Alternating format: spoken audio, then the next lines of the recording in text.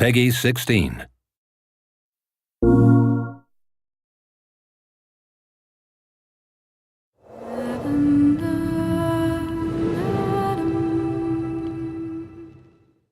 Quantic Dream has always been about creating interactive experiences that have emotion at their core. It's about telling the story of characters and giving the player the possibility, through their actions, to change the way the story unfolds. When I write my script, I have an idea of how I want the story to be played. So we try to render David's idea into a game and see with him if it matches what he had in mind. In case it doesn't, we go back to the writing stage and keep working until the result perfectly matches David's vision.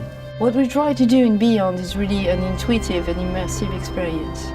So we created a very discreet user interface with only white dots on screen and very simple controls. We wanted to revisit the action system and go for something that would be more invisible and more intuitive to the player. We didn't want the interface to be a barrier. We wanted the player to focus on what he's doing on screen and not on how to do it. Ideally, the player will forget that he has a controller in his hand and will just jump into the screen. One of the major revolutions in Beyond is the way Jodie Holmes moves. Depending on the context, depending on your emotional state, you see the character of Jodie moving differently, walking differently, looking around differently. And most importantly, to give the player the feeling he's really in control of the character, he can do almost anything he wants to do. She can talk to other people, interact with objects, and also run, jump, shoot, drive a motorcycle, or even ride a horse. What was really challenging also is that the story goes on for 15 years of Jodie's life.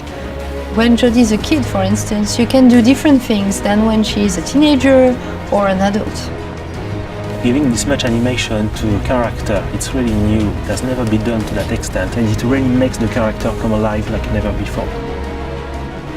We wanted to have these new mechanics with Aiden. I wanted to give this feeling of flying around and going through matter and through walls. So we started making some research on how ghosts would move or even a fish would swim underwater. We thought that using orbs is an interesting approach. It would give us this physicality that we need to interact with matter.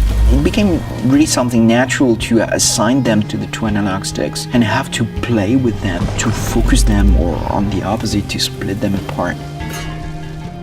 During the process of this production, we made what we call user tests. You just watch people playing and you see where they succeed, where they fail.